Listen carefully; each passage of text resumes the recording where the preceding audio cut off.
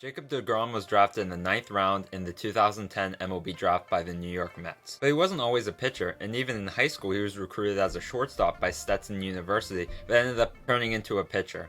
deGrom played around 4 or 5-ish seasons in the minor leagues. He started out in 2010, had Tommy John in 2011, and played from 2012 to early 2014 in the minor leagues. Now in the minor leagues he was never a top prospect, and he was always pretty good. He had a 3.62 career ERA in the minors.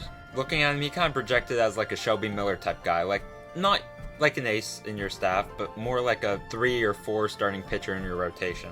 Though deGrom in 2014, he had 7 starts, had an ERA of only 2.5 at most, and he ended up getting called up by the New York Mets. He would do very well that year, had an ERA under, I believe, 2.5, maybe 2.6, and he ended up winning the Rookie of the Year. Now 2015 and 2017, he was always pretty good, he had a lot of strikeouts, his ERA was in the 3s, it was still pretty good, not high tier, not ace, but he was always pretty good in the major leagues at that time. Now in 2018 to 2020, he started to become one of the best, if not the best pitcher in all of MLB. He would win 2 Cy Youngs in 2018 and 2019, and was very close to it in 2020 if Trevor Bauer didn't do very well himself. It was kind of crazy. In the minor leagues, Jacob deGrom would average about 7.5 strikeouts every 9 innings, which is solid, not high level, but it's very solid. But in the major leagues, he's averaging 10.5 strikeouts per 9 innings, which is amongst the best in MLB in terms of strikeout pitchers. Now deGrom's career ERA is almost a run less in the majors than in the minors, which is very impressive. He's arguably the best pitcher in MLB, definitely the best pitcher in the National League in my opinion. And it's kind of crazy how everything turns out because, deGrom was a 9th round pick. He was a shortstop, he was supposed to be a shortstop in college, and he ends up being this amazing pitcher. So it kind of makes me wonder, he was never a top prospect in the minors, like I said. So how has he been the best pitcher in the MLB? Well, I've come up with 3 conclusions on why he probably is the best pitcher in the MLB, or why he's almost the best pitcher in the MLB. So the first reason is that his fastball's velocity has been increased amongst a bunch of other pitches. But most notably in his fastball, around the time he was a rookie, 2014 to 2015-ish, his fastball would average roughly close to 94 miles per hour.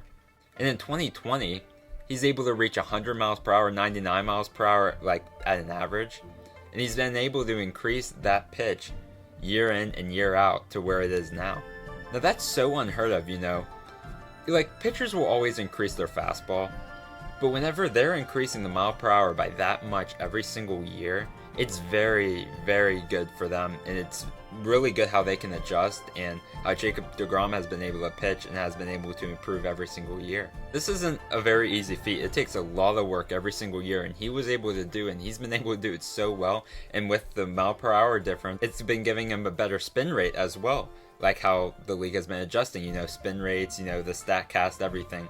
That is very good for him because it makes the strikeout rate in opposing hitters that face him a lot higher, because spin rate, it just throws the batters off.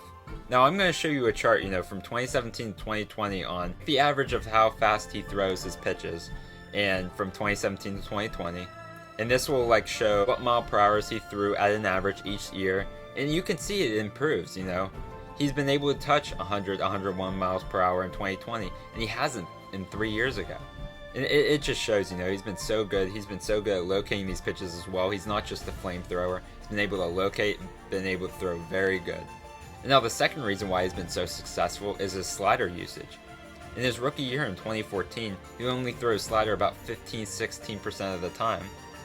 And in 2020, he throws it 35% of the time. He's been throwing it harder, and hitters just can't hit it. It's arguably one of the best pitchers in baseball. And it's kind of crazy, deGrom is the type of pitcher where he's not going to let the league adapt to him. He's going to adapt to the league. So you really don't have a chance against him because he already knows what he wants to do. He already knows what he wants to become and what he wants to adapt to, because he's never the same pitcher every single year. He makes changes, and he makes necessary changes. Sometimes that's needed. The pitchers that are too stubborn to make changes are the ones that usually fail. And the best example I can give is Francisco Liriano. A lot of that has to do with his pitching coach, but he was never able to adjust after his first 3 really good years for the Pirates. And it showed, the league has been able to hit off him. His ERA went from in the threes to well over 5. And he got traded with a bunch of really good prospects from the Pirates just to shed his salary. Now, Jacob deGrom, I believe, will never be bad because he knows how to adapt. And, like, eventually as he gets older, like, I don't think he's going to throw 100 miles per hour. Like, that's kind of obvious. But it's just amazing on how he's willing to change. He's willing to pitch his best pitches. He's able to work on his spin rate, work on his velocity. And it showed. He's been so good. He's been, like I said before, like the best pitcher in baseball. Because, he's willing to adapt. He's not going to let the same mistakes that he might have had before keep haunting him now. And it's shown. He's been amazing. Now, the third reason is kind of obvious. He works very hard. And like I showed you before, not just adapting, but his work ethic.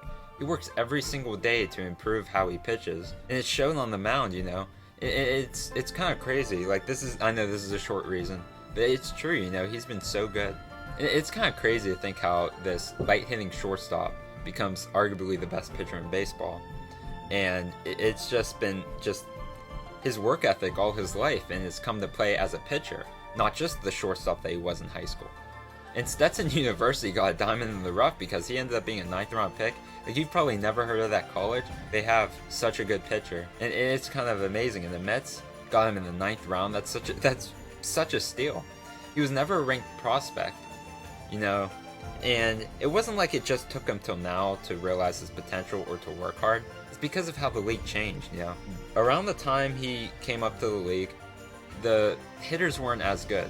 He struck out some people, but his strikeout numbers weren't as high. And then once the hitters became good, once they started striking out a lot more, he started striking out a lot of more people. He was willing to adapt. He was willing to make changes to his pitches to be able to throw faster. And it's shown. And that's what I've evaluated from Jacob deGrom. He's the type of pitcher that's never going to be the same pitcher every year. He really throws off hitters, and it's really fun to watch. And any team, no matter what stage they're in, if they're rebuilding, they're contending, they would love to have deGrom on their team.